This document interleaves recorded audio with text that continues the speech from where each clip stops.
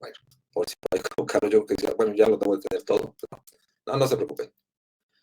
Ok, chicos, bueno, pues concluido esto, vamos a iniciar con lo que es metabolismo.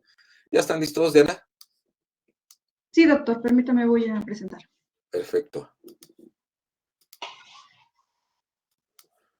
Antes de que inicie, Diana, ya hice la revisión de las calificaciones. Si les faltaba alguna, ya chequé esos apartados, ya hice las correcciones, ya revisé todos los módulos que teníamos pendientes y también si había alguna otra actividad que hubiese faltado.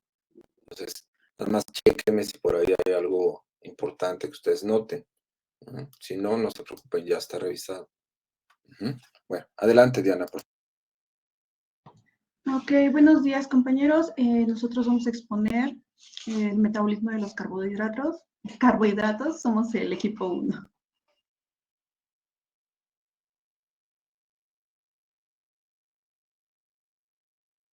Ok, como primer punto tenemos la glucólisis. La glucólisis va a ser la vía metabólica encargada de ya sea oxidar o fermentar la glucosa con la finalidad de la obtención de energía. La oxidación o la fermentación va a depender si existe o no la presencia de oxígeno. La glucosa está compuesta por 6 carbonos, 12 hidrógenos y 6 oxígenos. Siguiente, por favor.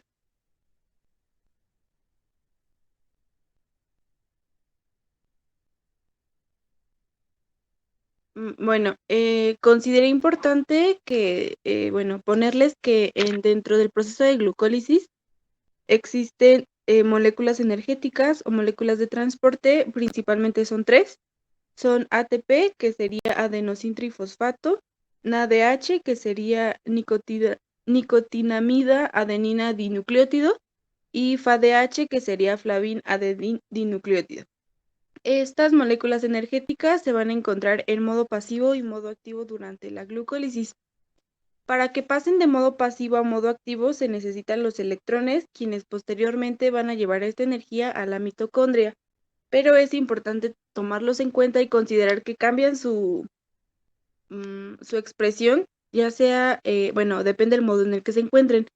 Si se encuentra en modo pasivo el ADP, el modo activo será ATP. Si el FAT se encuentra en modo pasivo, el modo activo sería FADH. Y si el NAT en modo pasivo, el modo activo sería FADH. Siguiente, por favor.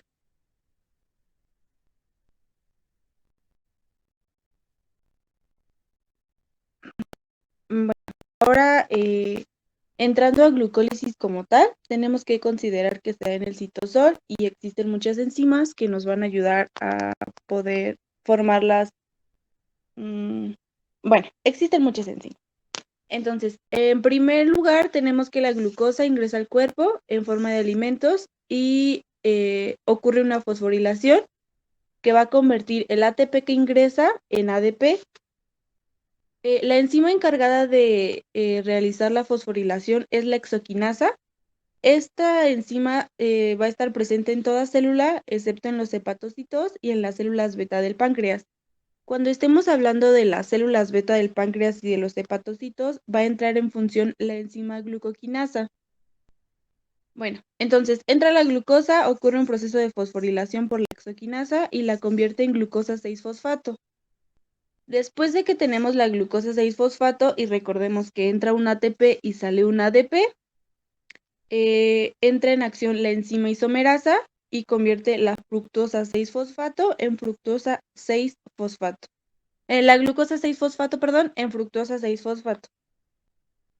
Después entra un segundo ATP y mediante un proceso de fosforilación llevado a cabo por la fosfofructoquinasa 1, se convierte en fructosa 1,6-bifosfato y se libera un segundo ADP. Ya que tenemos la fructosa 1,6-bifosfato, entra en acción una enzima llamada aldosa y comienza un proceso que se llama triosafosfato, en donde como resultado tenemos la dihidroxiacetona fosfato y el gliceraldehído 3-fosfato. Dentro de este proceso, la dihidroxiacetona fosfato no puede continuar con el proceso, entonces tiene que modificarse a gliceraldehído 3-fosfato. Esto lo va a hacer mediante la enzima isomerasa, mediante el proceso de isomeración. Entonces, el dihidroxiacetona fosfato se isomerasa y se convierte ahora sí en gliceraldehído 3-fosfato. Entonces ya tenemos 2-gliceraldehído 3-fosfato. Entonces, a partir de aquí se van a producir las dos reacciones de manera simultánea porque tenemos ya 2-gliceraldehído 3-fosfato. Ahora, entra un NAD y sale un NADH, que sería el primer NADH, mediante un proceso de oxidación llevado a cabo por la enzima de gliceraldehído 3-fosfato deshidrogenasa, dándonos como resultado el glicerato 1,3-bifosfato. Pero recordemos que son dobles, entonces tenemos dos NAD provenientes de esta oxidación. Como resultado tuvimos el gliceraldehído 1,3-bifosfato. Ahora, entra un ADP y mediante la enzima fosfoglicerato quinasa obtenemos el primer ATP. Pero vuelvo a lo mismo, recordemos que son dobles, entonces estamos teniendo dos ATPs. De esto sale el glicerato 3-fosfato. Aquí entra en acción la enzima mutasa y nos da glicerato 2-fosfato. Después de esto ocurre un proceso de deshidratación que es llevado a cabo por la enzima enlosa, y tenemos como resultado el fosfonilpiruvato. Por último, entra la enzima piruvato guinasa, en donde entra un ADP y sale un ATP dándonos como resultado piruvato. Pero recordemos que son dobles, entonces tenemos otros dos ATPs. No sé si tengan alguna duda con esto. Si no, puedo pasar a lo siguiente. Ok, en ganancia neta. Génesis, perdón, ¿la puedes regresar un poco, por favor? ¿Pueden regresar a la mía, chicos? Sí, permítame.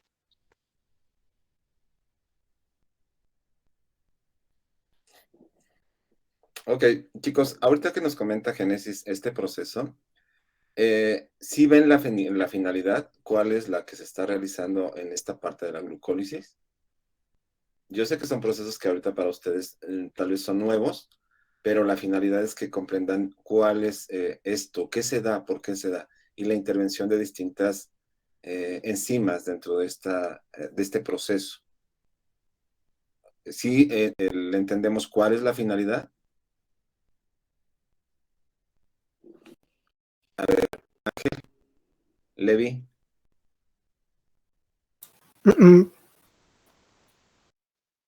¿No? No, no sabría decirle Ángel. exactamente. Ángel. ¿Cuál fue la pregunta, doctor? Sí, ¿cuál es la finalidad que tenemos aquí hasta esta formación? Desde que entra la glucosa hasta la que es la transformación del piruvato. ¿Qué le entendiste ahorita, Ángel, de lo que nos describe Génesis? Hasta la del piruvato. Bueno, tal vez es la conversión de la glucosa a energía, por lo que yo más o menos estoy entendiendo. Ok. De Esto cómo se va los pasando, pregunto. de cómo va pasando el Sí. proceso. Ok. Miren, lo más importante es que ustedes entiendan por qué está pasando. Son moléculas que no pueden pasar íntegramente como las consumimos, como se degradan. Al momento que se van degradando, normalmente van sufriendo van rompiendo sus estructuras y se van agregando, si se fijan, lo que son las diferentes enzimas para romper estas. Ya nosotros decíamos en la semana pasada, ¿qué función tiene una enzima, Raquel?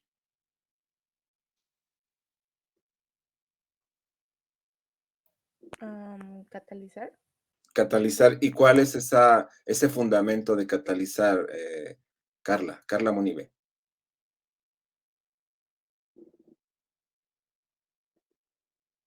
Carla Monive. Sí, aquí estoy, perdón. Se trata de descomponer. Sí, tiene un fundamento, Carla, recuérdalo. Si entra una enzima, ¿qué hace? Y funciona, nos dice Raquel, como catalizador, pero ya sé, entonces, ¿para qué sirve que entren tantas enzimas? Independiente. Yo lo leí ayer.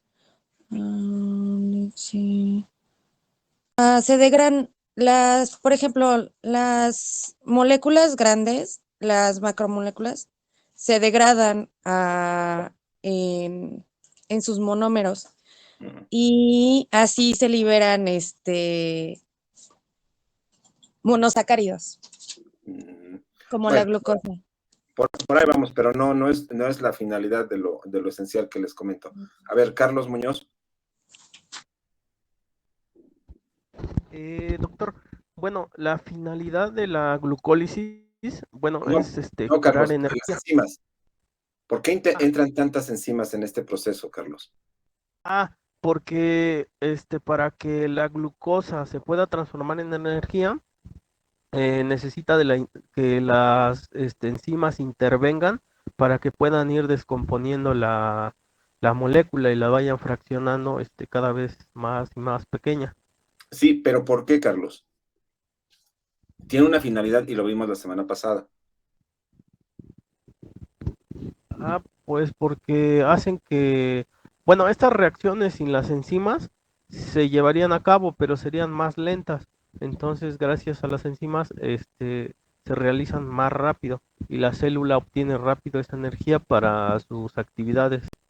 Ajá, sí, pero ¿por qué en este aspecto, Carlos? ¿Por qué más rápidas? ¿Qué hace? O sea, tienes razón en ese aspecto, pero ¿por qué más?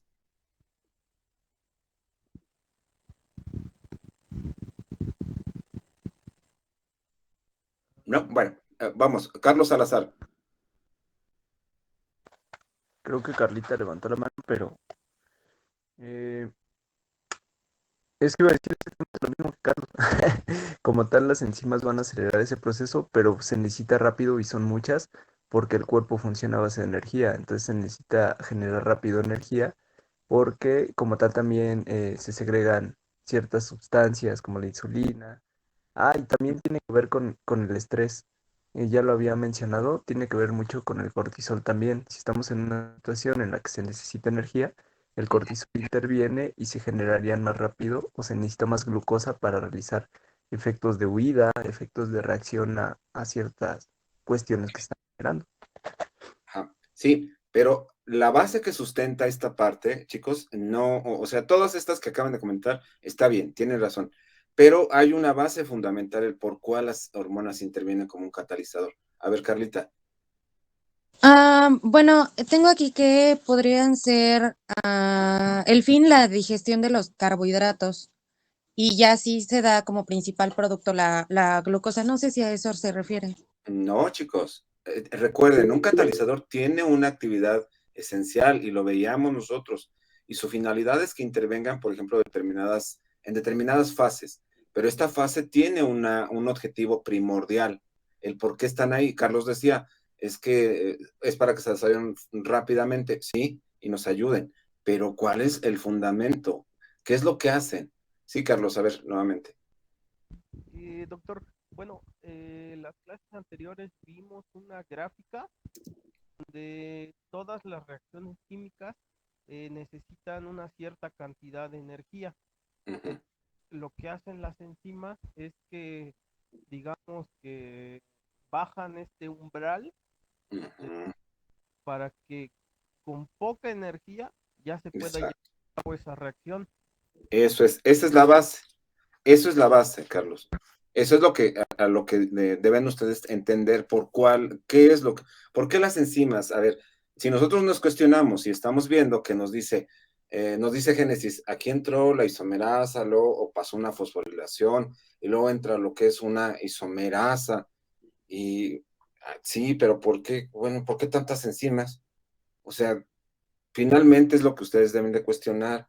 A ver, ¿por qué están presentes? Y ya lo explicábamos, les decía, la semana pasada lo expusieron también. Entonces, esto es algo que debemos entender, que el ahorro final es en energía.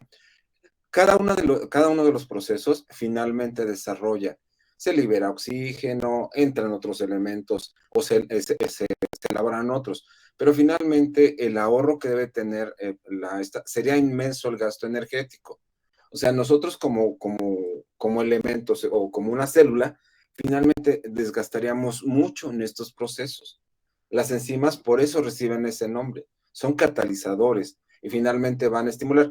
Ya decíamos, si ustedes ponen en un ejemplo un catalizador en un auto, ¿qué hace? pues ahorra gasolina. Finalmente, supuestamente, esa es la finalidad de un catalizador. Entonces, lo que va a hacer es esto. Va a evitar que nosotros gastemos más gasolina de la que normalmente deberíamos de gastar. Entonces, lo que hace es esto, igual se ahorra energía al momento de que las enzimas entran en este proceso. Entonces, ¿cuál es la finalidad de que todo, entre lo que nos explicaba Génesis, de la glucólisis hasta lo que es el piruvato, entra esta? ¿Por qué? Porque va a haber un ahorro energético. Entonces, esa es la finalidad. Ajá. Carlos, ¿si vas a participar o se quedó tu mano levantada? Carlos Muñoz. No, se quedó levantada mi manita, doctor. Ok, entonces, pues vamos adelante, Génesis. Bueno, entonces no tiene ninguna duda en cuanto a la glucólisis, sino para volverlo a explicar, porque sí está un poco complejo.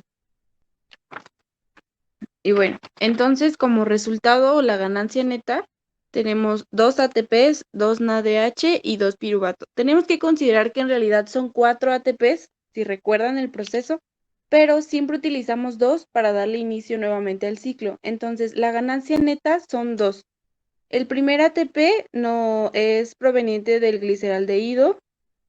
A ver, permítanme. El primer surge cuando el gliceraldehído 1,3-bifosfato pasa a ser glicerato 3-fosfato mediante el ingreso de un ADP y el empleo de la enzima de fosfoglicerato quinasa. Y el segundo ATP surge mediante la conversión de fosfonilpiruvato a piruvato mediante la utilización de la enzima de piruvato quinasa. Este último se obtiene ya al final.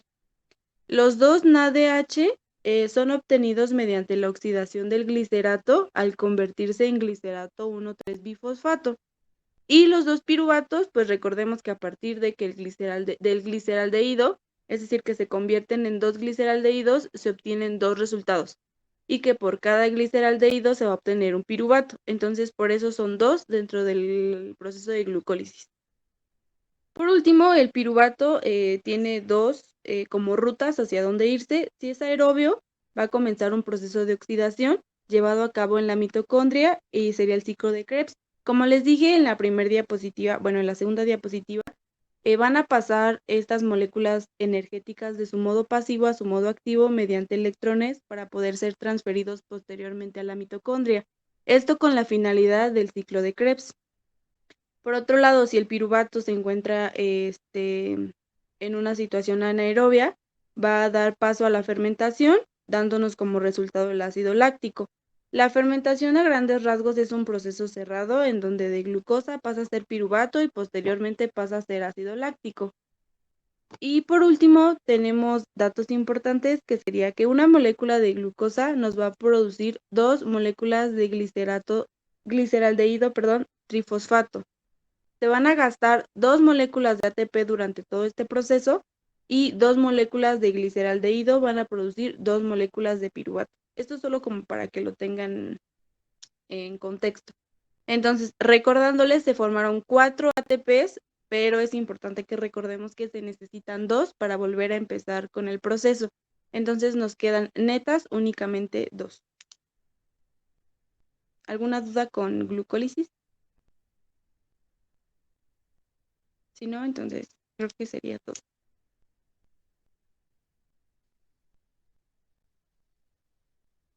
Muy bien, Génesis. Nada más, chicos, recuerden que esta parte donde llega la cuestión terminal y cuántos se obtienen y cuántos nos quedan, ténganlo presente, porque eso es parte de lo que viene dentro de lo que son los exámenes. No que sea esta pregunta específica, pero parte de lo que viene es esto. ¿Mm? Bueno, adelante, chicos.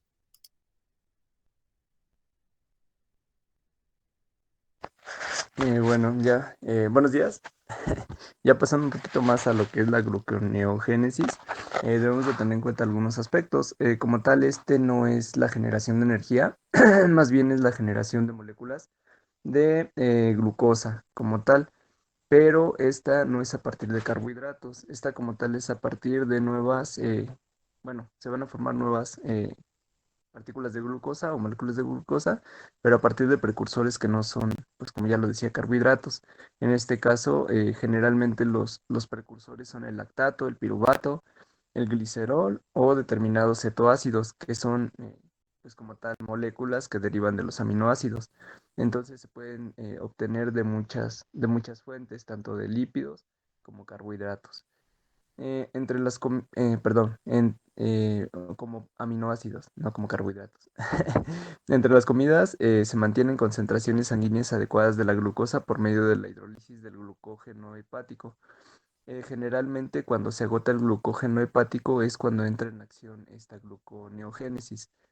Tenemos que tener en cuenta que la mayoría de los procesos de generación de glucosa se dan en el hígado. Eh, eh, Nos marcaba el documento que en ciertas situaciones específicas puede también intervenir el riñón en la producción de glucógeno a muy leves cantidades, muy bajas. Por ejemplo, cuando se tiene una acidosis metabólica, ahí es donde podría intervenir también un poco, pues como tal, el riñón, debido como tal a pues que el hígado no está funcionando a su capacidad normal y como tal pues otros órganos intentan reemplazar esta función. Eso es parte de la homeostasis. Pero tengas en cuenta que tanto la glucólisis como gluconeogénesis, la mayoría de estos procesos están mediados y están activos y se están llevando a cabo en el hígado. De hecho, ahí en la imagen se ve, bueno, les puse una imagen para que se entendiera un poquito mejor y como tal, si se dan cuenta, lo que está en el centro y lo que va a estar como tal regulando principalmente es el hígado. A lo mejor puede funcionar la gluconeogénesis dependiendo de algunas cuestiones del cuerpo, por ejemplo las hormonas, lo vamos a ver más adelante, pero generalmente el proceso se llevaría a cabo en el hígado principalmente. ¿Por qué generar una gluconeogénesis? Que nótese que esta va a ser principalmente cuando no nos alimentamos, cuando hay cierta deficiencia del consumo de carbohidratos. Se va a generar principalmente porque casi todas las células del cuerpo necesitarían glucosa para funcionar. En este caso, las que marcaba el documento y que son más importantes, pues sería el cerebro y los eritrocitos, que como tal estos pues son meramente de alimentación de glucosa y funcionan a base de glucosa como tal. Em, Aquí también en la imagen se puede ver que hay diferentes partes o diferentes lugares de donde se puede obtener esta gluconeogénesis. Por ejemplo, ahí se ven lipocitos y generalmente se puede obtener de ahí o del funcionamiento muscular. Lo vamos a ver un poquito más adelante. La siguiente, por favor.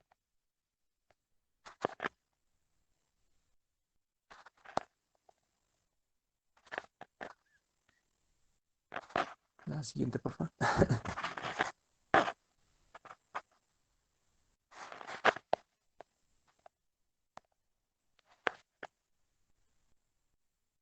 Gracias. Como tal, se tienen reacciones en la gluconeogénesis, eh, nada más que digamos que no es parecido a la glucogénesis. Sin embargo, se habla de que es como un proceso inverso. En lugar de estar deshaciendo la glucosa para generar energía o ATPs, se estaría usando ATP para generar glucosa de algún modo. Se utilizan reacciones alternativas catalizadas mediante enzimas diferentes, lo mismo que en la glucólisis, nada más que después se resumen las reacciones únicas de la gluconeogénesis. O sea, quiere decir que no van a ser, aunque es un proceso inverso, no se van a utilizar exactamente los mismos pasos. También tiene ciertos pasos específicos propios de la gluconeogénesis. Pero entiéndase que se busca otra cosa con la gluconeogénesis, no la generación de energía. Digamos que se utiliza la energía para generar como tal la glucosa, resumido a grandes rasgos. Eh, Existen sustratos que se van a utilizar en la gluconeogénesis. Numerosos metabolitos son precursores de este proceso, ¿no? Como tal, tres de los sustratos más importantes son el lactato. Generalmente este lo liberan los eritrocitos y otras células que carecen de mitocondrias o que tienen concentraciones bajas de oxígeno. Generalmente estas, como tal, entrarían al ciclo de Cori, perdón, y como tal las células musculares liberan el lactato durante el ejercicio después de este ciclo de Cori. Después de transferir el lactato al hígado, como tal en el hígado se convertirían en piruvato a través del lactato deshidrogenasa y luego en glucosa por gluconeogénesis. Insisto, en esta parte no vamos a estar deshaciendo los carbohidratos ni la glucosa, sino vamos a estar tratando de generar glucosa. Les puse una imagen más adelante, creo que en esta no salió, pero en la siguiente se puede explicar. Entonces la siguiente, por favor. Muy bien. Y como tal aquí, creo que no se ve muy bien el cuadrito, pero aquí está marcado, por ejemplo, el ciclo de la glucosa, en la cual la glucosa, si se dan cuenta, las flechitas que van hacia abajo van a estar generando el proceso de generar ATP y a partir de estas, pues se va a generar la energía, ¿no? Sin embargo, en el ciclo de, aquí están los dos ciclos unidos, digamos, pero en el ciclo de la gluconeogénesis es al revés. Digamos que iniciaría de abajo hacia arriba en lugar de arriba hacia abajo. Y aquí nos marca. Las moléculas de lactato ingresarían al proceso, que es el ciclo de Cori. De este proceso de ciclo de Cori saldrían ciertas moléculas, por ejemplo, el glicerol, como tal ahí creo que se alcanza a percibir, se empiezan a convertir como tal en azúcares, por ejemplo, en la fructuosa, en sacarosa, más bien en fructosa, generalmente es fructosa, y de ahí, ya que se esté convirtiendo en fructosa, se siguen dando ciertos procesos. Por ejemplo, ya cuando se tiene una fructuosa, entrarían ATPs también para unirlas y al final de cuentas generar como tal la glucosa. Eh, Nótese que como tal, insisto, si se dan cuenta en el cuadrito, les digo, creo que no se ve muy bien, no sé bien por qué, pero el proceso de la glucogénesis sería de arriba hacia abajo, lo que ya nos había explicado Génesis. Sin embargo, puntos importantes que podríamos tomar aquí en cuanto a la gluconeogénesis es que el lactato entraría como tal siendo piruvato al ciclo de Cori. En el ciclo de Cori, si se dan cuenta, es el circulito que está hasta abajo, se dan ciertos procesos. También entrarían, por ejemplo, piruvato carboxinasas, que son enzimas, y en estas enzimas salen del ciclo como tal, ya fosforilados, ya tienen un grupos fosfato. Ahí ya se ve mucho mejor. Y como tal, se empieza a generar glicerato fosfato, 2, glicerato 3 fosfato, glicerato 1, 3 fosfato, y de ahí pues siguen hacia arriba los procesos. Se genera la fructosa 1,6 difosfato, se genera fructosa 6 fosfato, y de ahí se empiezan ya como tal a generar glucosas. Entiéndase esta parte que como tal, la mayoría de estos procesos pueden ser reversibles, pero algunos no. Generalmente en la glucólisis hay 2 o 3 procesos que no entran a este ciclo, como los que están ahí, que están en el circulito de hasta arriba, del lado derecho, bueno, del lado izquierdo si lo están viendo ustedes. Esos, por ejemplo, como tal, no son reversibles y no entran dentro del proceso de la gluconeogénesis. La siguiente, por favor. Si de repente tienes dudas, me avisa.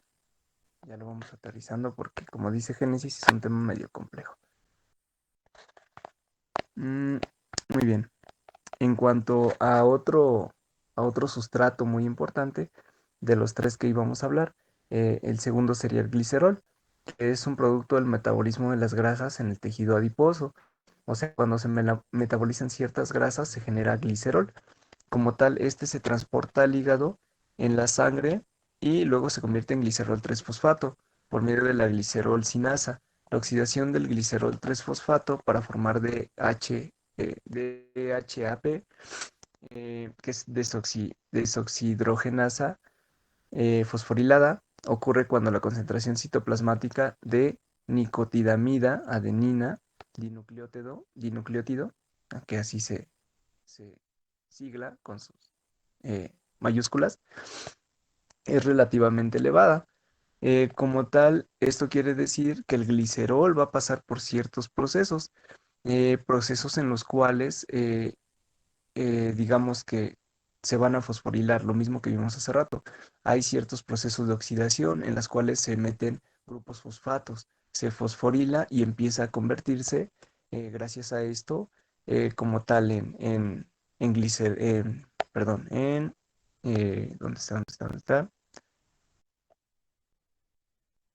Bueno, en ciertas moléculas de glucosa. igual, a partir de la fructuosa. Por ejemplo, aquí lo estamos viendo, les puse una imagen en la que como tal es parecido aquí está, es parecido, bueno, más bien ahí sí está marcado, como tal, el glicerol se convierte en glicerol fosfato, de ahí en deshidroxiacetona bueno, deshidroxiacetona fosfato. Esta desoxidroacetona se convierte en desoxidroacetona, no, desoxidrioacilasa fosforilada. Como tal, esta ya pasa a ser gliceraldehído fosfato y de ahí se convierte en fructosa fosfato, en glucosa 6-fosfato y se genera como tal la molécula de glucosa. Espero que sí se entienda. De hecho, te trae las flechitas. Aquí les puse otra. De hecho, aquí vienen dos procesos. Este es por el segundo, digamos, el segundo sustrato que les estaba comentando. Y en el tercer sustrato, como tal, ya es el proceso de la alanina. Como tal, en el proceso de la alanina nos dice que de todos los aminoácidos que pueden convertirse en intermediarios glucolíticos para la síntesis de glucosa, las moléculas denominadas glucogénicas como tal, pues es esta la principal, o quizás la más importante, o sea, la alanina. Cuando el músculo en ejercicio produce cantidades grandes de piruvato, partes de estas moléculas se convierten en alanina por medio de una reacción de transaminación con participación del glutamato. Como tal, la alanina se convierte en piruvato y luego en glucosa. Es un proceso parecido. Como tal, el ciclo glucosa-alanina es un mecanismo de transporte del nitrógeno en forma... Ah, bueno, también tiene otras funciones. Aparte de la conversión en glucosa, es un mecanismo de transporte del nitrógeno en forma de grupo amino al hígado. O sea, grupos aminos como tal, que llevan ahí nitrógenos, van a llegar al hígado gracias a la alanina o a este ciclo. Una vez que la alanina llega al hígado, se reconvierte en piruvato y lo mismo. El piruvato pues ya se puede como tal convertir o llegar a convertir en glucosa. El nitrógeno amino se incorpora luego en la urea, como nos los maneja aquí, o se transfieren a otros cetoácidos para restaurar el balance de aminoácidos en el hígado. Muchas veces los aminoácidos que han estado funcionando en el hígado también se han compuesto o se han formado glucosas, entonces también se tienen que reponer estos aminoácidos. Entonces el ciclo alanina también es muy importante porque repondría estos aminoácidos que se han estado utilizando en el proceso. Y aquí viene como tal el ciclo también. El glicerol, acuérdense que sería por parte de los lipocitos, por ciertas destrucciones de la grasa. Pero sin embargo, aquí viene el otro procedimiento que es a partir de los aminoácidos. Como les decía, principalmente de la alanina. Y como tal, aquí, si ven la imagen, en moradito y está abajo, vienen los aminoácidos. Como tal, los aminoácidos, por ejemplo, oxaloacetato, como tal, se le agregaría CO2 y se convertiría en lactato o piruvato. El lactato como tal se convierte literalmente en piruvato y los piruvatos pues ya inician el proceso en el cual van a terminar siendo como tal pues glucosas. Hay una fosforilación, se tienen que meter grupos fosfato, generalmente al piruvato ya se convertiría en fosfonolpiruvato, de ahí fosfoglicerato porque se empiezan a convertir en glucosa, fosfoglicerato 3 y de ahí 1,3-difosfoglicerato, ya se empieza a componer un poco más, y de ahí gliceraldehídos. Ya cuando son gliceraldehídos fosfato, empiezan a convertirse o generarse como tal fructuosas. Y a partir de las fructuosas se generan las moléculas de la glucosa. Eh, También les puse acá en la que en la gluconeogénesis como tal, recuerden que el hígado es el principal, digamos que actor en este sentido, en este proceso, y como tal ahí lo dice, pueden ser ácidos grasos, adipocitos o los aminoácidos que se generan después de la acción muscular o la contracción muscular. Algunos otros sustratos como tal son los que llegan. Se genera la gluconeogénesis y ya generada la glucosa se empieza a mandar pues al torrente sanguíneo. La siguiente, por favor.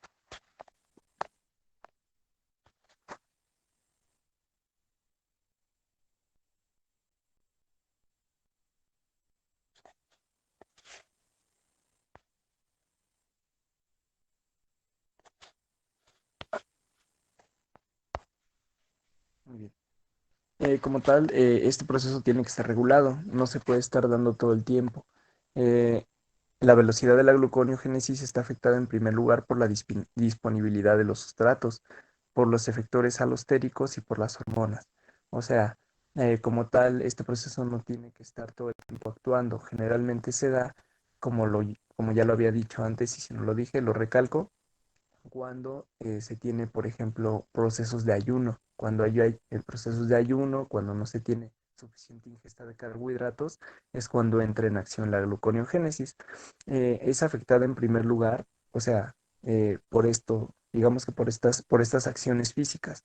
Sin embargo, también está mediado por otras, como la disponibilidad de estos sustratos. Si no se tiene disponibilidad de los sustratos, habría ciertas interferencias en este proceso o ciertas deficiencias eh, por los alostéricos, por los efectores alostéricos también por los procesos enzimáticos y pues obviamente por las hormonas.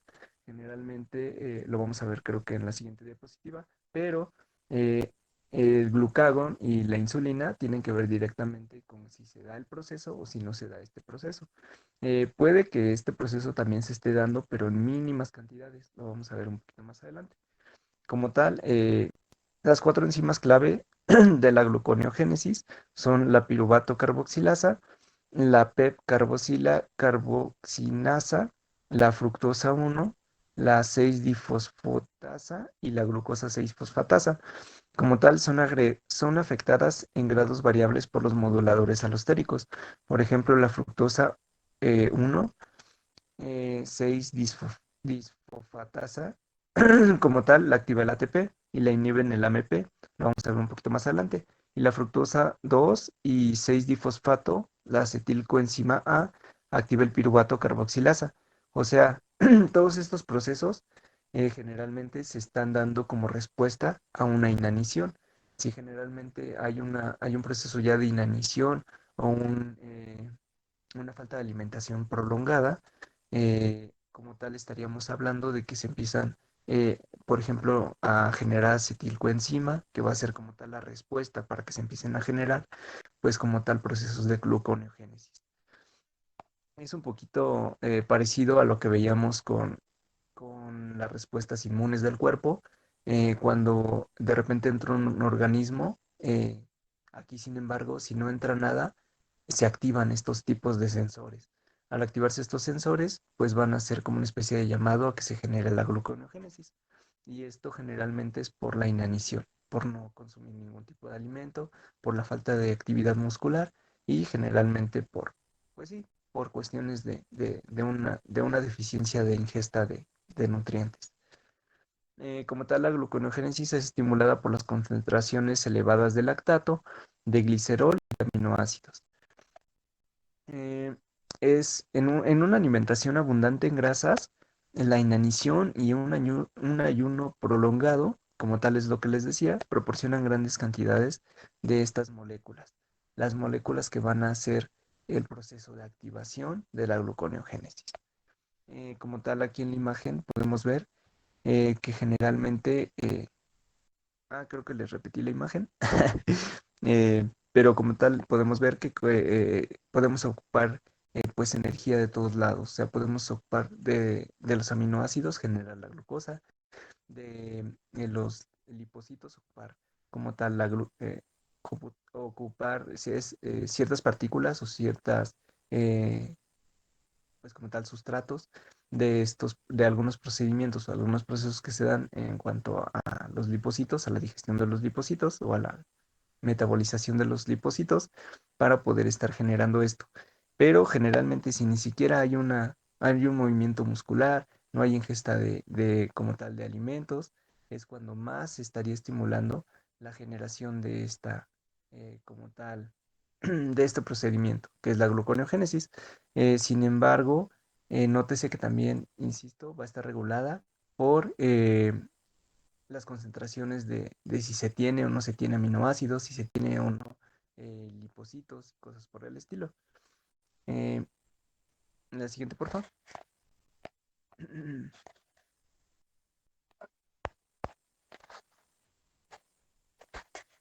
Ay, por Dios, vientos. Algunas otras cosas que van a estar regulando como tal este procedimiento, pues las hormonas. Las hormonas afectan directamente la gluconeogénesis al modificar las concentraciones de los efectos alostéricos, que son como estas respuestas que les estoy diciendo, eh, a estos factores.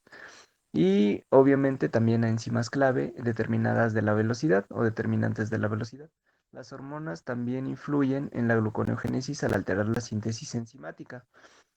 Como tal, nótese y tengas entendido que hay diversas eh, hormonas que podrían estar alterando este. Ejemplo de ellas sería que la síntesis de enzimas gluconeogénicas es estimulada por el cortisol. El cortisol generalmente se segrega en la glándula suprarrenal y es por acción de la adrenocorticotropina. Generalmente pues tiene que ver desde la hipófisis y el hipotálamo. Pero ya en la glándula suprarrenal con la generación de cortisol, recordemos que esta se entiende como la hormona del estrés. Si hay un exceso de la hormona del estrés, se va a necesitar mucha energía, mucha glucosa. Entonces, también puede verse afectado en situaciones de estrés el proceso de gluconeogénesis. Puede que esté más activo como tal. Pero este es un ejemplo de algunas hormonas, pero las principales que van a estar actuando sobre este proceso son la insulina. Como tal, la insulina provoca la síntesis de nuevas moléculas de glucosinasa y de PFK1, que son inducidas por la SRBP1C, que como tal pues son enzimas, y de la PFK2, favorecida por la glucólisis. Como tal, la insulina también deprime la síntesis una vez más a través de la misma enzima y de PEP carboxisinasa, la fructosa 1 y la 6-disfosfatasa, y aparte también pues de la glucosa 6-fosfatasa. Como tal, la acción del glucagón, digamos que es inversa, es lo contrario. Entonces, la acción del glucagón conduce a la síntesis de más moléculas de PEP, carboxosinasa, de fructosa 1,6, disfosfatasa y de glucosa 6-fosfatasa. Estas hormonas realizan, pues como tal, dicha función, alterando el estado de fosforilación de determinadas proteínas diana de las células hepáticas, que a su vez modificarían la expresión de los genes y aparte modificarían como tal pues el proceso de la gluconeogénesis. Nótese que la insulina y el glucagón son, digamos que, efectos contrarios. Ahorita vamos a ver un poquito más por qué. La siguiente, por favor.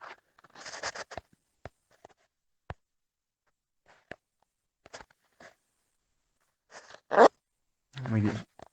Ahí la había editado, pero creo que no se encargó las ediciones. Pero bueno, la disección del flujo de metabolitos, o sea, si se activa la glucólisis o la gluconeogénesis, depende sobre todo de la relación insulina-glucagón. Esta es una parte muy importante. Tras una comida con carbohidratos, dicho cociente se eleva y predomina en el hígado la glucólisis sobre la gluconeogénesis. O sea, esto nos quiere decir que sí existe gluconeogénesis y glucólisis, digamos que puede llegar a estar al mismo tiempo ejerciéndose la acción. Sin embargo, tras una comida con muchos carbohidratos o con carbohidratos o rica en carbohidratos, como tal la relación insulina-glucagón está elevada. Los procesamientos de insulina-glucagón están elevados, el cuerpo lo nota y entonces como tal se genera más una glucólisis para generar energía a partir de carbohidratos. Sin embargo, tras un periodo de ayuno o luego de una comida con pocos carbohidratos y muchas grasas, el cociente insulina-glucagón bajaría. Entonces, no se nota en el cuerpo y se entiende que se necesita glucosa. Y entonces predominaría en el hígado la gluconeogénesis sobre la glucólisis. Porque en este caso se entiende que se necesitaría energía y el cuerpo tiene que sacarla donde se pueda. Insisto, porque el cerebro principalmente y los eritrocitos serían los afectados en caso de que no se tenga esta glucosa.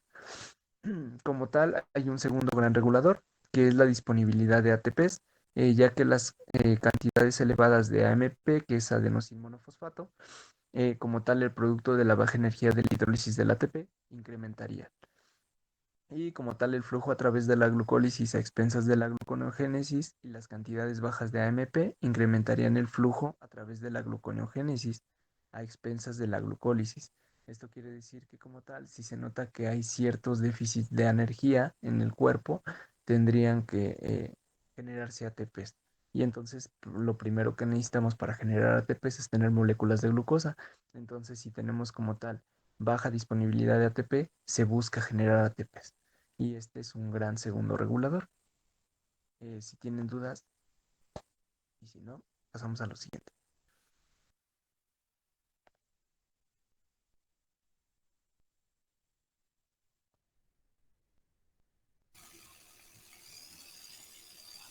Bueno, tenemos la vía de la pentosa, de las pentosas fosfato. Ok. Bueno, se trata de una ruta degradativa de la glucosa, es decir, es una ruta oxidativa de la glucosa que va a ocurrir en el citosol celular y cuya finalidad es doble. Con esto quiero decir que va a producir dos tipos de productos. En primer lugar, el NADPH, y bueno, esta es una molécula que es empleada para la biosíntesis reductora. Y bueno, cuando hablamos de biosíntesis reductora, estamos hablando de que es una molécula que nos va a servir principalmente para síntesis de ácidos grasos y también para la síntesis de esteroides. En segundo lugar, tenemos a la ribosa 5-fosfato, que se utilizará en la síntesis de nucleótidos y posteriormente a la síntesis de ácidos nucleicos. Aquí, bueno, esta vía está formada por dos fases, una que es una fase oxidativa, en la que obtendremos el NADPH y pues la biosíntesis reductora. Y tenemos la fase no oxidativa, en donde vamos a obtener 2-fructosa 6-fosfatos y un gliceraldehído 3-fosfato. ¿Le puedes cambiar, Dianita, por favor?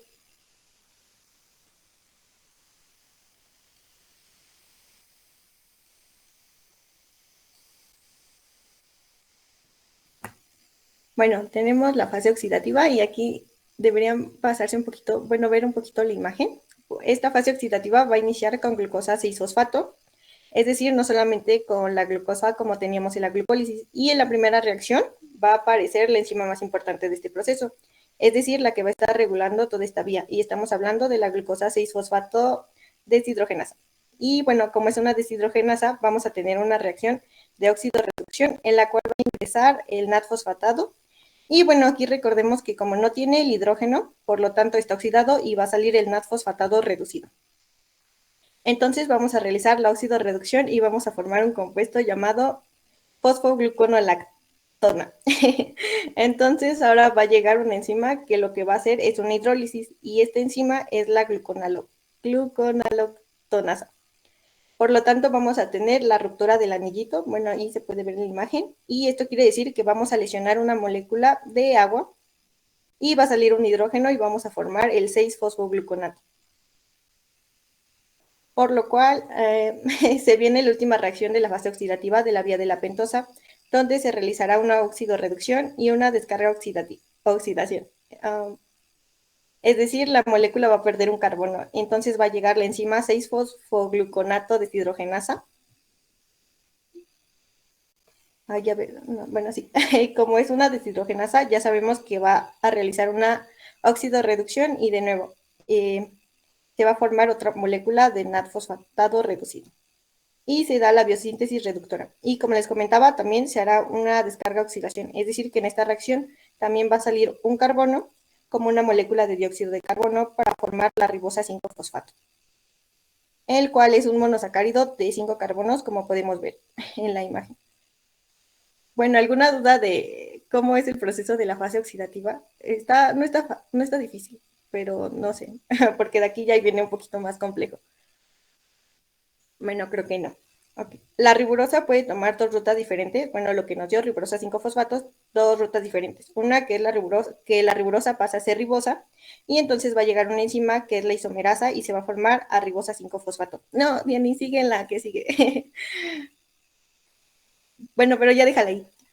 Pero también la rigurosa puede reaccionar por una enzima llamada epimerasa. Y cuando reacciona con una epimerasa vamos a tener el mismo número de carbones, pero vamos a modificar solamente un carbono asimétrico y vamos a formar, por lo tanto, una celulosa de 5 carbonos. A partir de esta celulosa de 5 carbonos iniciamos la fase no oxidativa. Y bueno, para poder entrar a la fase no oxidativa necesitamos una molécula de ribosa 5-fosfato y una molécula de silulosa 5-fosfato. Es decir, que para poder entrar a la fase no oxidativa vamos a requerir 2 ribosas de 5-fosfato o 2 fases oxidativas. Ahora sí le puedes cambiar, Dianis, por favor. Ay, ya. Creo que no se alcanza a ver muy bien. Pero bueno, la fase no oxidativa va a iniciar con una molécula de silulosa 5-fosfato y una ribosa 5-fosfato. Es decir, iniciamos con 2 moléculas en simultáneo. En esta fase no oxidativa es importante mencionarles que solo utilizamos 2 enzimas, que es la transcetolasa y gracias, Jenny. Una transcetolasa y una transaldolasa. Y lo que hacemos es transferencia de carbonos. Bueno, cuando empieza la transferencia de carbonos va a aparecer la transcetolasa, aquí como podemos ver, que nos dice que debemos hacer transferencia de 2 carbonos, de una cetosa a una aldosa. Esto quiere decir que de la cilulosa a la ribosa, de tal manera que la molécula que tiene 5 carbonos está cediendo 2 carbonos y va a quedar convertido en gliceraldehído. Aquí vemos gliceraldehído 3-fosfato. Y como transferimos 2 carbonos a la ribosa 5-fosfato, vamos a formar una molécula llamada C-heptulosa 7-fosfatos. ¿Le puedes bajar, Dianita, por favor? Ok. Entonces va a continuar la reacción y va a llegar una enzima que es la transaldolasa, que va a catalizar las 2 reacciones. Y como es una transaldolasa, vamos a hacer una transferencia aquí de 3 carbonos. Sí, pero ahora de la dirección contraria. Eso quiere decir que la molécula que tiene 7 carbonos va a donar 3 carbonos. Es decir, que va a resultar una molécula de 4 carbonos. Por lo tanto, vamos a formar una eritrosa 4-fosfato. Y como donó 3 moléculas, a esta se le aumenta el gliceraldehído 3-fosfato, formando una molécula llamada fructosa 6-fosfato, como podemos ver al final de la imagen. Esta fructosa 6-fosfato que hemos formado va a salir de la ruta metabólica para formar parte de la glucólisis o incluso para pasar a ser un piruvato. Y va a ingresar una molécula de celulosa 5-fosfato que tiene 5 carbonos y vuelve a aparecer una transcetolasa. Más abajito, la última transcetolasa, más abajito, ya hasta abajo. Ajá, ahí. Bueno, ya. Y va a ingresar una molécula de celulosa 5-fosfato que tiene 5 carbonos y vuelve a aparecer, como ya les comentaba, pues la transcetolasa. Y vamos a hacer una transferencia de 2 carbones nuevamente. Y también lo vamos a hacer en sentido contrario. Es decir, la celulosa 5-fosfato le va a entregar 2 carbonos a la eritrosa 4-fosfatos, de tal manera que queda convertida en fructosa 6-fosfato. Y la celulosa quedará convertida en gliceraldehído 3-fosfato, que presenta 3 carbonos. Y bueno, ya al final estas moléculas pueden salir de la vía metabólica. No está tan difícil, ¿o sí? Bueno, o bueno, alguna duda, o lo vuelvo a repetir, o no sé. Ok, bueno. La que sigue, Dianita.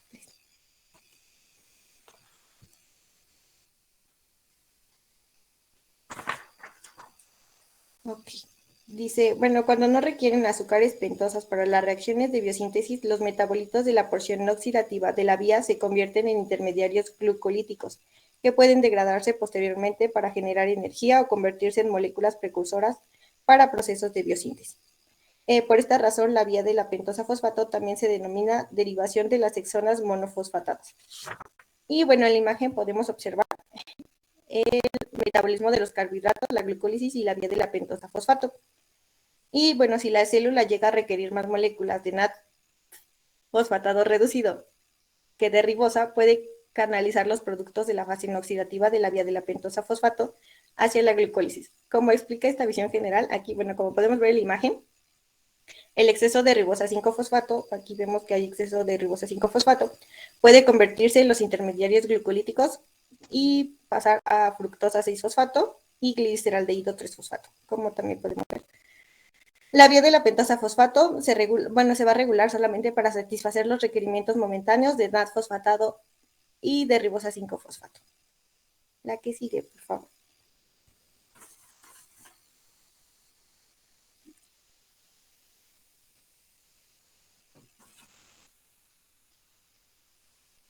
Ok. Tenemos los metabolismos de otros azúcares importantes. Y bueno, otros azúcares diferentes a la glucosa son importantes en los vertebrados. Los más notables son la fructosa, la fructosa y la manosa. Pero nos vamos a basar más en el metabolismo de la fructosa. Las fuentes alimentarias de fructosa son las frutas, la miel, la sacarosa y el jarabe de maíz, con grandes cantidades de fructosa, también llamado simplemente alta fructosa, un edulcorante de bajo costo utilizado en gran variedad de alimentos y de bebidas procesados. Aquí es importante mencionarles que la fructosa es la segunda fuente de carbohidratos en la alimentación humana, y esta puede entrar en la vía glucolítica por 2 caminos. Y bueno, aquí se ve todo el proceso, pero lo vamos a separar por partes. ¿Le cambias, por favor, Janita?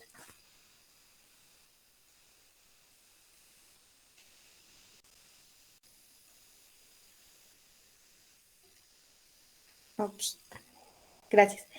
Bueno, en el hígado la principal enzima de metabolización de la fructosa es la fructosinasa, que utiliza ATP para transformar a la fructosa a fructosa 1-fosfato, así como podemos ver en la primera imagen.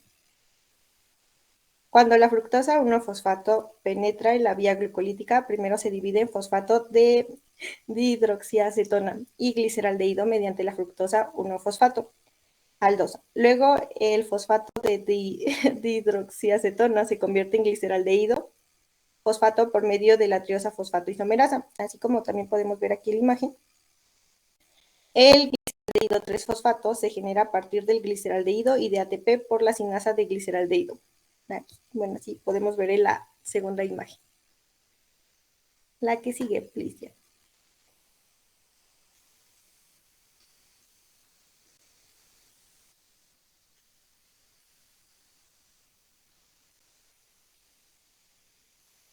Okay. La conversión de la fructosa 1-fosfato en intermediarios glucolíticos evita 2 pasos reguladores, que son las reacciones catalizadas por la sextosinasa y por la fosfofructoquinasa 1. De esta forma, en comparación con lo que ocurre con la glucosa, la entrada de la fructosa en la vía glucolítica es esencialmente no regulada, o sea que pues esta no está regulada, como comentaba Carlitos.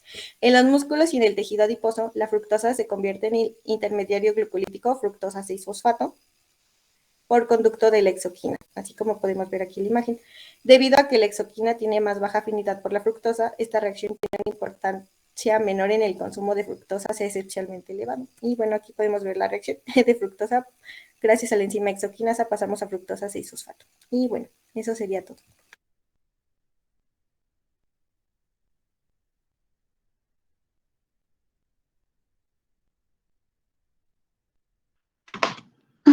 Ok, ahora continuamos con el metabolismo del glucógeno. Tenemos que el glucógeno es un polímero hecho con cadenas de monómeros de glucosa, que van siendo cadenas lineales y que se van modificando. Cada una de las cadenas se va a conformar entre 10 a 14 glucosas. Cuando los enlaces van siendo de una cadena lineal, van a ser enlaces alfa 1 a 4. Y pueden llegar a ser millones de monómeros de glucosa en una sola cadena de glucógeno, pudiendo llegar a ser hasta 120,000. Es muy importante entender que hay 2 tipos de tejidos que almacenan el glucógeno principalmente. Estos son el hígado y el músculo. El punto es almacenarlos para que si en un momento necesitamos utilizar esa energía, posteriormente la podamos liberar. Y hay 2 vías principales para la liberación de este glucógeno, lo que es la glucogénesis y la glucogenólisis. En la glucogenólisis es cuando nosotros tenemos nuestro glucógeno formado y comenzamos a romper cada uno de los monómeros para irlos aprovechando, ya sea para mantener un nivel de glucemia normal o para captarlo directamente y usar esa energía. Por el contrario, la glucogénesis es cuando los mismos monómeros de glucosa los vamos a utilizar para armar una molécula de glucógeno. Y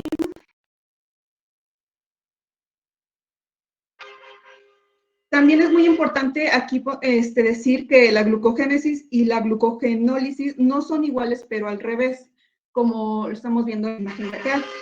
Es decir, hay unas vías que nosotros podemos encontrar que en realidad lo único que tenemos que hacer es ir tomando las mismas enzimas o enzimas muy similares y únicamente empezar a catalizar las reacciones en sentido opuesto. En este caso no es así. La glucogénesis y la glucogenólisis son vías totalmente diferentes que implican enzimas diferentes, pero que al final se relacionan con la misma molécula de glucógeno. Y bueno, ahorita les voy a explicar el proceso y vamos a ver que sí es al revés, pero se utilizan enzimas un poquito diferentes. Tenemos lo primero que es el glucógeno hepático. En este, el hígado es el que se encarga de ir captando la glucosa cuando llega a haber un exceso a la hora que se consume. La función del glucógeno hepático va a ser más que nada sacar la glucosa directamente hacia la sangre para mantener unos niveles correctos de glucemia, o lo que se conocería como euglucemia. Después tenemos el glucógeno muscular. En el músculo también es un tejido muy importante para almacenar glucógeno. Nos va a servir para regular los niveles de glucosa en nuestra sangre, pero como sabemos, el músculo es un tejido que va a necesitar de mucha energía para funcionar y que inclusive necesitamos que no se le agote casi nunca la energía. Y comenzamos con la glucogénesis. Vamos a iniciar que etimológicamente, pues, gluco es de glucosa y génesis es formación o creación, síntesis, que viene siendo entonces formación de glucógeno. Esta se trata de una vía metabólica que busca generar glucógeno a partir de residuos de glucosa. Se da en el músculo y en el hígado y es una vía citosólica. La síntesis del glucógeno se lleva a cabo a través de una serie de reacciones. Y aquí en el primer paso, en la primera reacción de la glucogénesis, la glucosa se convierte en la glucosa 6-fosfato mediante una reacción irreversible catalizada por la enzima hexocinasa, en donde se usa un ATP resultado del ADP como sustrato al magnesio. Esta hexocinasa es de esta forma. En la segunda reacción, en que la glucosa 6-fosfato se convierte de forma reversible en glucosa 1-fosfato a través de la fosfoglucomutasa, una enzima que contiene un grupo fosfato unido al a un residuo reactivo. El grupo fosfato de la enzima se transfiere a la glucosa 6-fosfato, formando glucosa 1,6-difosfato. Al formarse la glucosa 1-fosfato, el grupo fosfato unido al carbono 6 se transfiere al residuo de serina de la enzima. Y pues bueno, aquí también se puede observar el magnesio. Después, para la síntesis de la UDP-glucosa, la glucosa 1-fosfato se convierte en UDP-glucosa reversible por la acción de la enzima UDP-glucosa pirofosforilasa. Para esta reacción se utiliza udirina trifosfato, resultando un pirofosfato inorgánico. La reacción se completa debido a que es hidrolizado de inmediato y de forma irreversible por la pirofosforilasa con una pérdida grande de energía libre. Esta reacción aporta el empuje termodinámico para la biosíntesis del glucógeno. Por esta razón, este proceso de la glucogénesis es un punto de regulación importante. Y por lo tanto, aquí podemos ver que la formación de productos derivados del azúcar con un buen grupo saliente proporcionan la fuerza impulsora para la mayoría de las reacciones de transferencia de los azúcares. Después tenemos que para la síntesis del glucógeno a partir del UDP-glucosa, las moléculas de glucosa son acopladas en cadena por la enzima glucógeno-sintasa. Esta reacción requiere de un tetrasacárido preexistente formado por 4 residuos glucosílicos con enlaces alfa 1A4. El primero de estos enlaces se une al residuo de tirosina específico en una proteína cebadora que recibe el nombre de glucogenina. Esta enzima de glucogeno-sintasa es la principal enzima reguladora en la glucogénesis y es de tipo ligasa. Después tenemos que cuando la longitud de la cadena alfa 1A4 es mayor de 8 residuos, como podemos ver en la parte de abajo, esta es la cadena principal.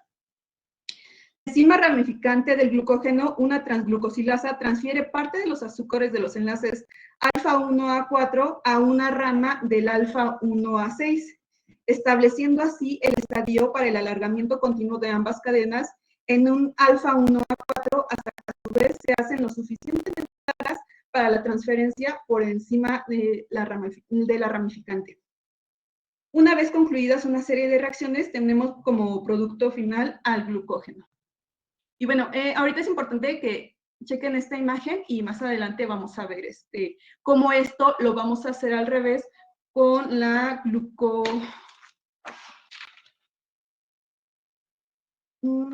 glucogenólisis.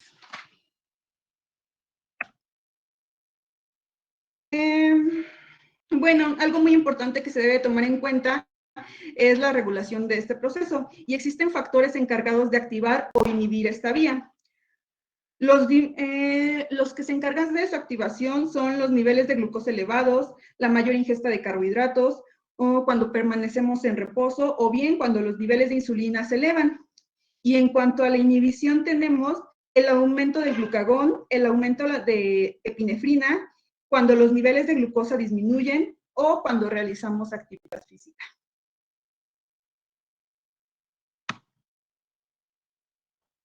Ahora tenemos la glucogénesis, y esta también se da en el hígado y en el músculo.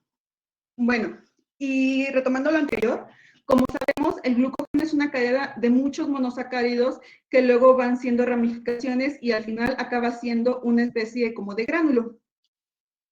Como podemos ver en esta imagen, la cadena principal en la que los distintos monosacáridos de glucosa están unidos por un enlace glucosídico que conocemos como alfa-1A4, que son estos. Desde el primer átomo de carbono, el carbono carboxílico, la primera glucosa, al cuarto átomo de carbono de la segunda.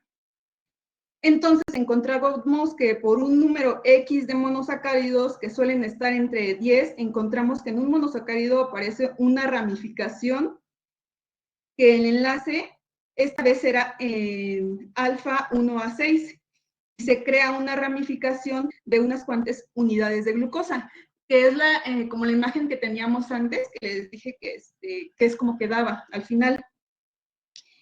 Y bueno,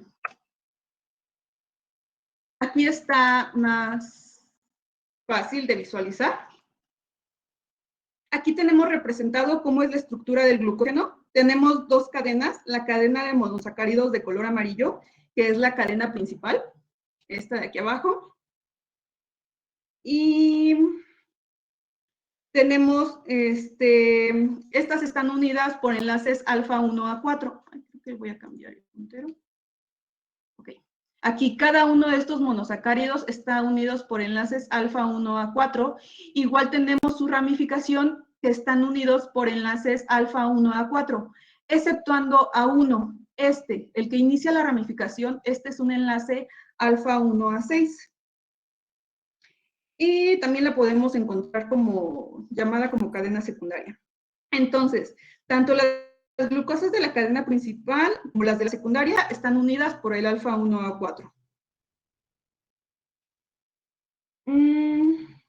La primera reacción del proceso de degradación del glucógeno va a ser catalizada por una enzima que es la glucógeno fosforilasa,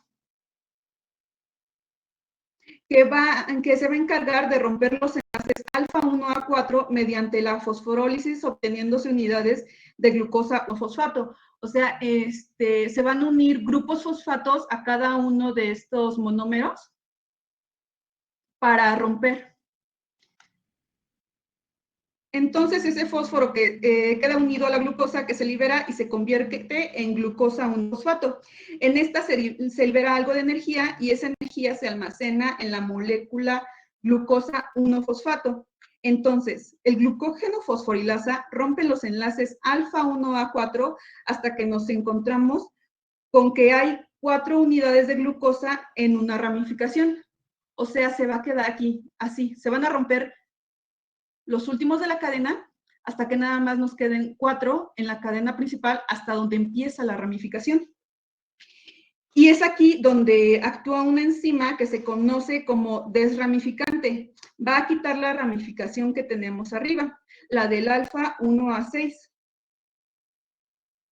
Esta va a producir ruptura de este enlace alfa 1A6 que se unía a ese monosacárido de la glucosa que quedaba en la ramificación. Lo tenemos de este lado.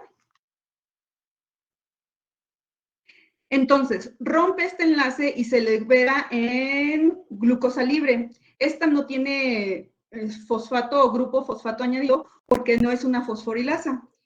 Entonces, en este momento, como ya tenemos eliminada la cadena de radicales que tenemos en este proceso, ya puede seguir la enzima del principio que era la glucógeno fosforilasa hasta que se encuentre nuevamente con otra ramificación y comience este proceso nuevamente. Aquí ya tenemos la última, se rompe la cadena, se va a hacer un glucógeno libre y comienza nuevamente el proceso, igual hasta que encuentre otra ramificación. Y bueno, en cómputo global solo tenemos que el 10% se libera en forma de glucosa libre. Glucosa libre es este último monómero, monosacárido, y el 90% que se libera en forma de glucosa 1-fosfato, que son las primeras que liberamos. Y luego tenemos que esa glucosa 1-fosfato se va a transformar en glucosa 6-fosfato y la enzima que interviene aquí es la fosfoglucomutasa. Y entonces, una vez que tenemos la glucosa 6-fosfato, hay 3 opciones para utilizarla.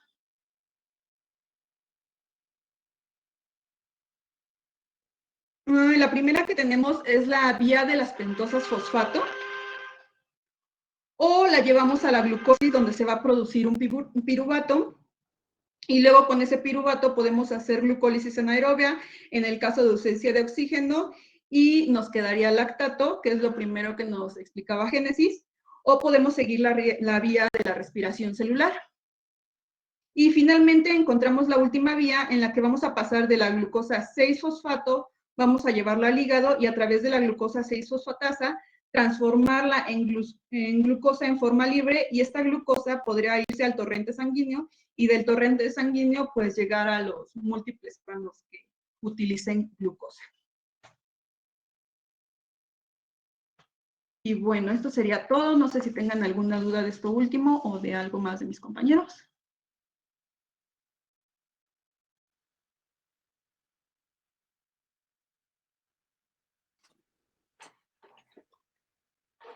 Gracias, chicos. Chicos, este tema es complicado porque hay que entender varias rutas. Aquí lo principal hay que entender que se tiene que memorizar un poco con respecto a los conceptos que ahorita nos expuso el equipo. Son varias vías que finalmente convergen en una sola. Vimos el término de glucólisis, glucogenólisis, gluconogénesis, que es parte también de estos procesos. Glucólisis, ¿de qué nos habla, chicos? ¿De qué nos está hablando esto, Ángel?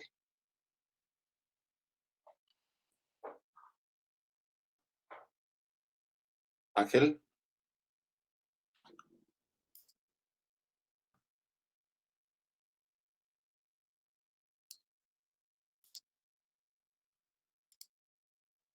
Okay.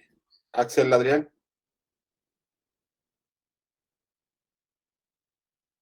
Axel. ¿Qué pregunta, profe? Sí, ¿de Disculpe. qué nos está hablando la glucólisis, Axel?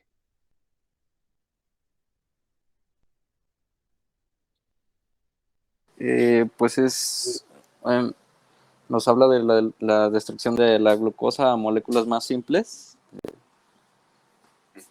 Una enzima que recuerdes dentro del proceso que nos decían tus compañeros.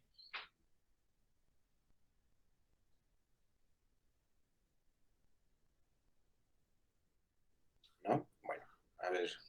Axel Sua.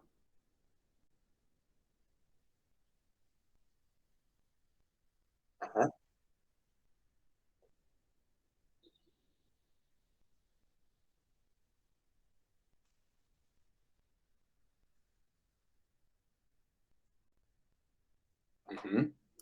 Una enzima que recuerdes.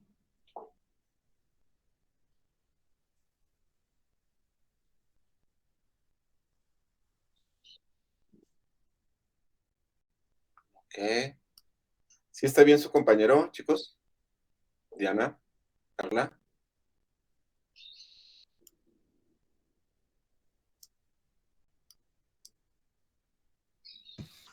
Sí. Ok. Bueno, vámonos ahora con glucogenólisis. Pau.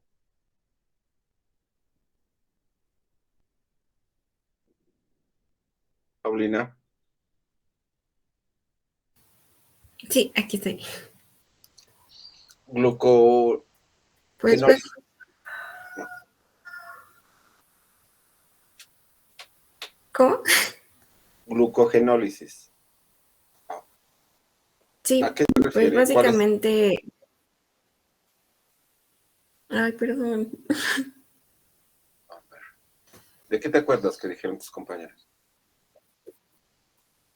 Pues básicamente es cuando se degrada el glucógeno para crear glucosa. ¿Ok? ¿Cuándo lo utilizas? Tú en tu cuerpo, porque cada uno de nosotros lo hacemos. ¿Cuándo lo utilizas?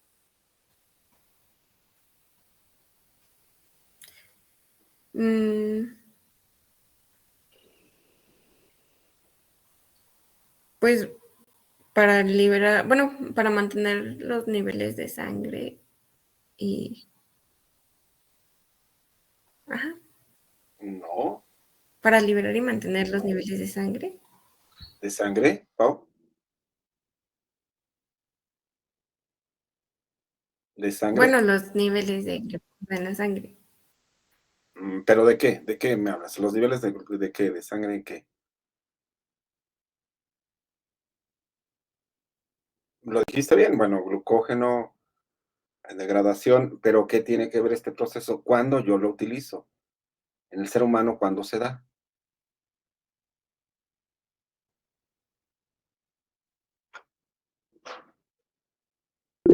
Adelante, Raquel. Creo que mencionaron que, por ejemplo, en un ayuno prolongado. O puede ser en otra actividad, Raquel. ¿Cuál recuerdas? ¿Cuándo lo utilizarías tú? ¿Cuándo crees que sea algo prioritario? A ver, Carlos, adelante. Doctor, ¿podría ser también en los deportistas de alto rendimiento? Exactamente. Cuando hay una demanda o una sobredemanda, pues es necesario echar a andar este mecanismo. Ok, gracias, Carlos. Gluconeogénesis, chicos. Carlita. Carla. 1, 2, 3. ¿Cuál, Carla? Ibe. Ah, Adelante, Carla. gluconeogénesis. Ajá. ¿De qué nos está hablando? De la síntesis de la glucosa, ¿no? Gluconeogénesis. Gluconeogénesis. Yo lo anoté. Acá está. Es cuando se elabora la glucosa a partir de la descomposición de la grasa ¿Solo de la grasa? y de de las proteínas, de los lípidos. Ok. ¿Recuerdas alguna de las enzimas que nos dijeron?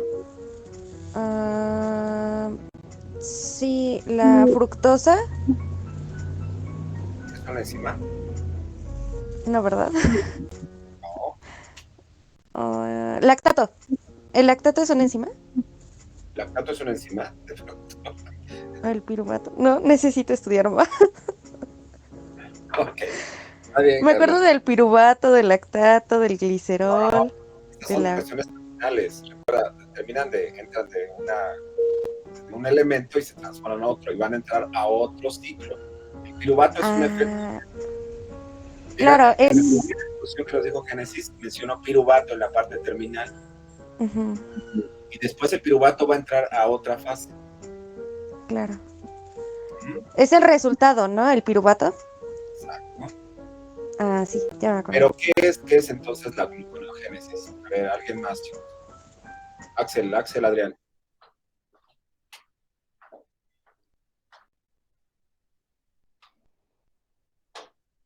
Levi, ¿qué es la gluconeogénesis, Levi?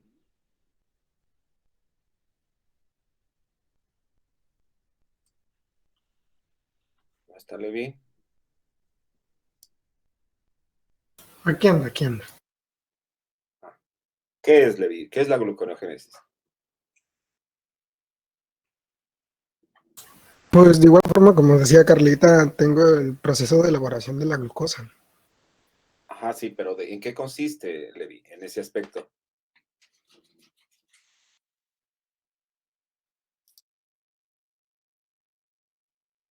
¿A partir de qué se surge esto? ¿Y por qué surge, Levi? Ya nos los explicaba el equipo.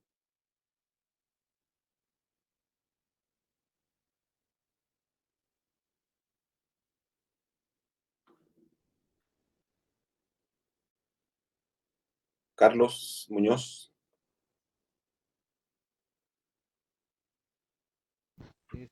Yo, doctor. Sí, Sí, bueno, Carlos. es la creación de glucosa a partir de precursores del piruvato. Por Ujú. ejemplo, eh, eh, si queremos transformar o crear glucosa, puede entrar a la vía metabólica en forma directa, si es forma de oxalacetato, o Ujú. primero, si tenemos, por ejemplo, en el músculo, cuando un deportista ya realizó una actividad extenuante y ya se cansó su músculo, entonces forma mucho lactato y ese lactato hace que duelan los músculos, pero ese lactato se puede transformar a piruvato y de ahí va en reversa hasta que se genera la glucosa. Exacto. Muy bien. Y recordemos que estos, a partir de otros sustratos, pueden ser proteínas y grasas, que normalmente son lo que tenemos como reservas. Esta creación de la gluconeogénesis, recuerden que es eso, es génesis, es creación de la glucosa cuando ya tenemos ciertas demandas. Nosotros en procesos de inanición, lo que va a hacer el cuerpo es esto. El primero de estos elementos que se genera es esta gluconeogénesis. No hay que aporte la glucosa instantánea. Por ejemplo, si yo tomo cualquier alimento, vamos a tener este aporte de glucosa, ya lo decíamos, y en la primera expresión que nos hizo Génesis, bien nos decía, los alimentos realizan este proceso y se obtiene glucosa. Ella nos explicó hasta esa parte del piruvato, donde se obtiene. Finalmente dice, bueno, se obtienen estos. Ya decíamos, ¿y para qué las enzimas? Pues es un catalizador. ¿Qué hace? Aumenta la reacción. Sí, porque, bueno, da esta menor utilización de energía porque tantos procesos generarían una alta cantidad de glucosa en cada uno de los procesos de energía en ATPs. Entonces, finalmente, el cuerpo tiene que ahorrar y se vuelve eficiente este proceso con la utilización de las enzimas. Finalmente, las enzimas nos van a dar este resultado. Cuando existe una carencia total de alimento, ¿qué vamos a hacer? Tenemos reservas, ¿no? Esa llantita que se forma en las mejillas, en las piernas, en los glúteos. Son reservas que tenemos finalmente. Echa a andar estos mecanismos, finalmente. Nos mencionaron dos áreas principales de este proceso. ¿Cuáles eran? ¿Qué nos dijo el equipo? ¿Dónde se da a cabo estas dos áreas principales que son de importancia para llevar a cabo esta transformación? ¿Dónde se da? ¿En todo el torrente sanguíneo o en alguna área específica? ¿En qué áreas se dan específicas, chicos? Axel, justo te iba a preguntar. ¿Dónde más?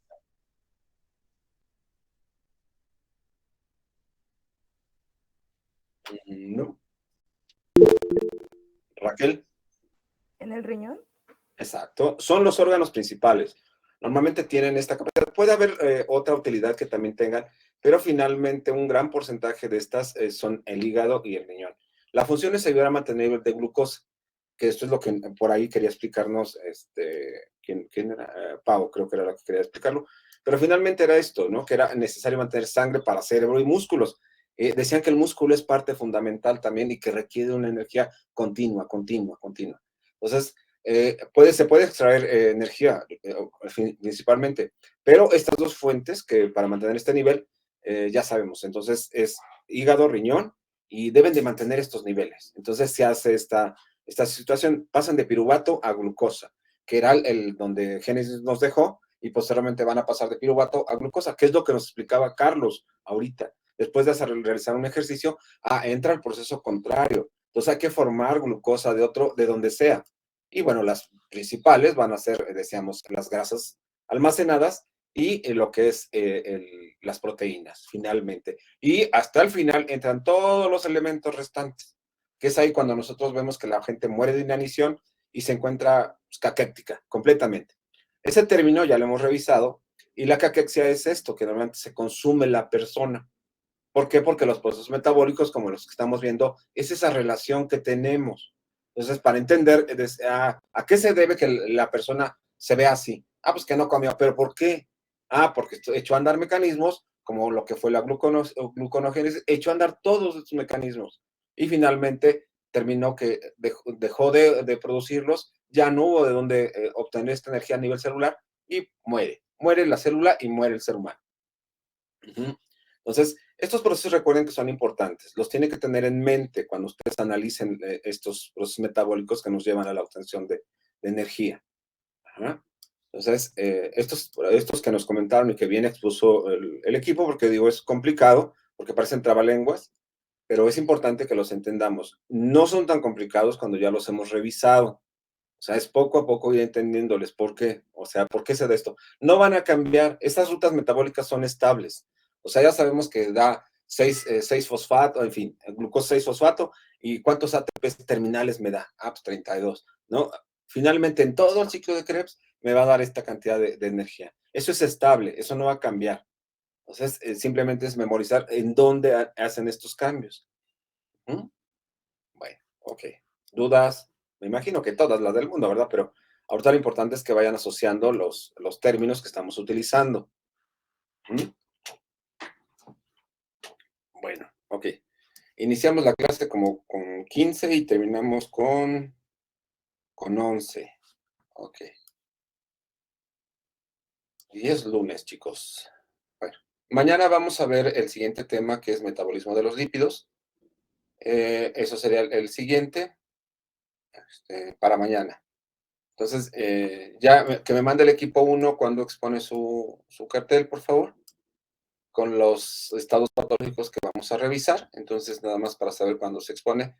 Y bueno, lo ideal sería que no se me encimara con otro, pero no, ya no va a poder ser. Se van a tener que encimar con algún otro de los equipos. Ok, chicos. Recuerden que esta exposición del cartel es la actividad que se va a subir a plataforma para que se califique. Entonces, conforme se va agregando, pues se va exponiendo, se puede subir sin problema. Entonces, si no hay más dudas, chicos, terminamos el día de hoy. Nos vemos el día de mañana. Nos escuchamos por aquí. Y traten de revisar los temas antes de que los exponga, por favor, para entenderlo un poquito más. ¿Vale? Bueno, cuídense. Nos vemos mañana. Buen día, doctora. Hasta mañana, doctor. Adiós, chicos.